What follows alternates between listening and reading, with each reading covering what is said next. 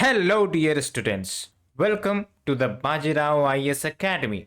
Today is 11th January, and we are going to discuss the daily Hindu newspaper analysis. So, in today's session, we are going to cover three important editorial. The first editorial is related to the law around remission policy. Here, we will be discussing the remission policy, the pardoning policy that are mentioned in our constitution and various law. And why we are discussing it? Because of the recent judgment from the Honorable Supreme Court related to Bilkis Bano case. We already discussed the Bilkis Bano case, and if you hadn't watched the video, please do watch it because we have mentioned with a detailed analysis of this case study and how it promotes the rule of law, the judicial trust among the citizens.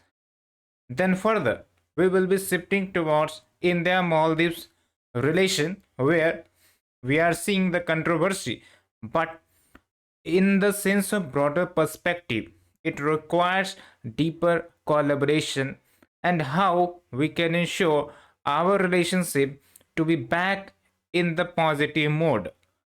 Then further onwards, there will be the last article where we will be discussing about fog. And you basically know about fog. It's a winter phenomena and it impacts the visibility. Apart from that, there are pollution, smog. So how fog gets formed and how there are various factors that impacts their formation. So today's session is going to be too much interesting, but I request you, if you are new to our channel, kindly like, share as well as subscribe our YouTube channel. So let's start with our discussion. First article is related to the GS paper 2. Okay, so first of all, what do you mean by remission? Remission means pardoning. Okay, and it can be like a reduction of the jail term, or there can be the change in the way of punishment. So it is basically mentioned in the constitution as well, and the governor, the president enjoy the remission power. How we are going to discuss it, but we are discussing this remission policy with respect to the Bilkis Bano case, as I already told you. Okay, so this article, please try to focus because there are important concepts that can be asked in the prelims paper as well. So when we talk about the laws around the remission policy, so you have to understand that Supreme Court on January 8 set aside the remission of the 11 convicts who were sentenced to life imprisonment to the gang rape of Bilkis Bano as well as murder of her family during the 2002 communal riots which occurred in Gujarat. Okay, and you have to understand the timeline, what occurred. Okay, so first of all, let's understand the timeline of Bilkis Bano case. In 2002, there was heinous crime that was committed in Gujarat related to the Bilkis Bano. Okay, and where the 11 people were involved. Okay, and in 2004 there was trials, but the trials was shifted to Mumbai. Remember, the crime occurred in Gujarat, but with the involvement of Supreme Court to ensure fair trial, it was shifted to Mumbai, Maharashtra. Okay, and then look at the 2008, just 4 years. So that means definitely for the punishment there is a delay as well, but in 2008 finally the convicts sentenced to life imprisonment, and after 14 years, that is if you add 14 years from 2008, you will get 2022. Okay, why I am focusing on 14 years? Because there is a provision in CRPC, we will be discussing that as well. So in 2022, convicts went to the Supreme Court to seek a remission, to seek pardon under 1992 Gujarat policy. So this 1992 Gujarat policy, there is a policy of remission. There are certain conditions so that if people are serving, if the convicts are serving for longer imprisonment, so they can get remission, but based on certain terms and conditions. And in May 2022, Supreme Court directs the Gujarat to consider remission and try to focus on this statement because we will be utilizing it as well. And in August 2022, the Gujarat government ensured that these 11 convicts got released. Okay, but when this matter went to the Supreme Court again, so the remission was rejected, and then these convicts again put it behind the bars. Okay, so first of all, what is this remission policy in the constitution? Then we will be discussing about various law. So we have article 72 and article 161 of the constitution that provides the power to the president. Article 72 provides power to the president, and article 161 provides power to governor related to remission. Remission means pardoning. Okay, and there are various remission terms you can use it, which are mentioned in the constitution as well, like pardon, okay, commutation, remission, respite, or reprieve. And please do mention what do you mean by these terms in the chat box. I can also provide you, but you should find out on the internet. If you have the idea about these terms, kindly refer to the chat box so that you can think and you can generate points. Okay, so that is one thing, but kindly remember that president or the governor enjoy the remission power based on advice of the council of ministers. Okay, so council of ministers is very important, as it is not the discretionary power of governor or the president. Okay, and then we have a section of the CRPC, that is section 432, which talks about, let's say, a person, a convicted person having the life imprisonment. So remission can be done only after a period of 14 years. That's why I highlighted that in 2008 the conviction and the imprisonment of the convicts done, that after 14 years, that is 2022. So in 2022 what happened, they applied for the remission. Okay, and then Gujarat government under its remission policy considered all of the conditions.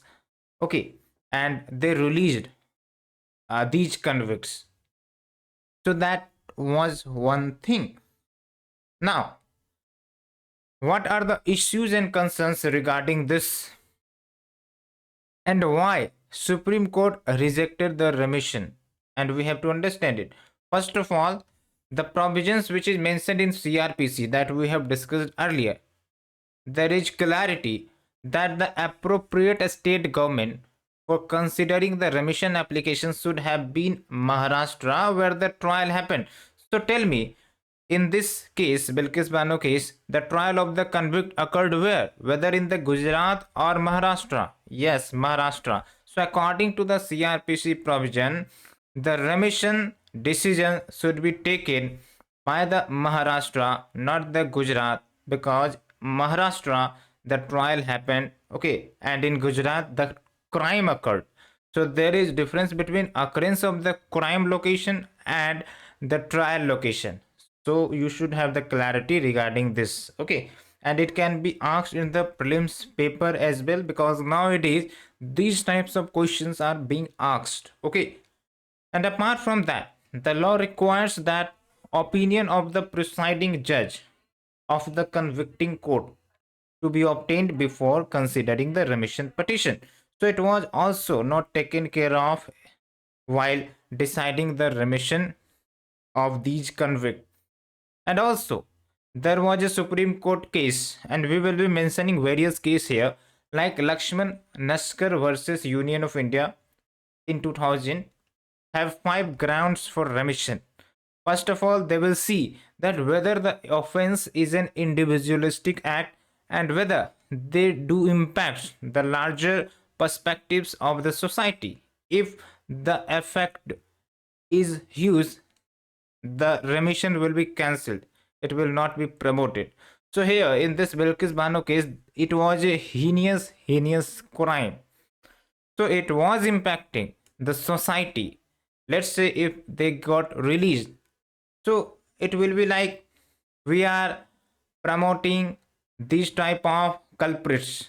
So it should not be there. These are heinous crime, and hence it affected the larger interest of the society. So that's why they cannot be released. And then another, in the Supreme Court Sangeet versus the State of Haryana case in 2012, Supreme Court held that a convict serving the life imprisonment does not have the right to be prematurely released on the completion of 14 years of jail. Like we have discussed the section 432, which talked about, let's say if there is a life imprisonment convicts, okay, so after a period of 14 years in jail, they can be considered for remission, but this is not the right, this is not their right. Okay, so that is another thing. So it can be decided based on case to case basis. So that is the basic things that we have discussed. Hope you have got clarity. Now, what the Supreme Court rule is, basically Supreme Court rejected the remission of these convicts based on certain ground. First of all, the Supreme Court said that Gujarat government is not the appropriate government, as we have discussed, because the appropriate government will be the Maharashtra. Okay, but tell me, if that was the case, then why Supreme Court accepted the petition of the convict in 2022, like we have discussed in the timeline? That's why I have make you remember that. Please remember this point. Like May 2022, Supreme Court directs Gujarat to consider remission. So why Supreme Court decided, as Supreme Court clarified, that the petitioners of these convicts were provided false information. Okay, and that's why Supreme Court held that May 2022 decision or the order of the Supreme Court, it should be nullified, and the appropriate government for considering the remission petition is basically belongs to Maharashtra. So let's say if Maharashtra decides, so what will happen in future, but currently they are behind the bar. So what is the significance of this judgment? First of all, like we have discussed in the earlier lecture, that it reinforces the faith in the judiciary, the judicial trust, the trust of the people in the judiciary, and apart from that, the rule of law. Because rule of law says that law is supreme, law should be respected. Okay, and it should be in accordance with the constitution, because the constitution is the supreme law of land. And then it corrects a bluntly perverse order as well. So hope you understood the concepts and kindly remember for the prelims. Now we are shifting for the second editorial, and it's related to GS paper 2 and regarding India Maldives controversy. So we have seen that in recent time, specifically after the presidential win of Maldivian President Mr. Muju, there was downgradation of relationship between India and Maldives, and because of that, the people to people ties and the strategic security or other interest between these two nations started to get affected. And the matter gets worse when the Maldivian minister's tweet controversy regarding our prime minister. Okay, and that was like very bad impression. So it led to boycott Maldives. Okay, but does it mean that if the relation gets worse, there will be benefit for both of the nation? No, it cannot be. Okay, so there is a need and there is a like deeper collaboration to be developed between these two nations to have a better relation. So what are these collaboration needs to be done, we will be discussing, but let's come to the point. So we have seen various regions, because of that the crisis is happening between these two neighboring country. Okay, but both the nation need to take a step back and reassess their response, because both the nation cannot compromise one another's relation. Maldives is also very very important for India, and India is also very very important for Maldives. But definitely the problem is from Maldivian side. But Maldives need to understand that the Maldives cannot only rely on China, because during the time of crisis, during the time of need, India already helped Maldives with various like helping mechanism. And also when we talk about Indian Ocean, so India is a major player in the Indian Ocean, and that's why India is net security provider to these neighboring country, and hence the relations should be better. Okay, but was the relationship already worse from the previous time? No, because of this new government and their India out campaign and the recent decisions, the relation got worse. But before this presidency, the relationship between Soli government and Delhi was very good, a strong relationship. That's why numerous investment, greater Mali connectivity project. Okay, and apart from that, there was various investments agreements between India and Maldives, tourism promotion. So that was in the good stage. But now it's getting impacted. Okay, so repercussions will be there on both the nation, but Maldives needed to understand that only depending on the China will not suffice, because we have seen in case of Sri Lanka, when Sri Lanka was in crisis, so no one came to help except India. So the collaboration should be there, the relationship should be protected. It's very, very important to ensure that domestic political change in the neighborhood do not change the basic structure of the bilateral ties that we had and we have, or affect the regional stability. Otherwise, the third party will take the benefit of it, and both the nation will be directly or indirectly affected. Okay, so why India is net security provider? You have to understand, because India is a bigger country, bigger population, and bigger power in the Indian Ocean region. And India also ensures the security of the neighboring country, whether it's Sri Lanka, whether it's like Bangladesh, whether it's other country. So that is the significance. And also we have many security investments and deployments in the Indian Ocean region, so that no third party should interfere in the Indian Ocean, because securing the Indian Ocean is very very important for India's security as well as security of the neighboring states or the country.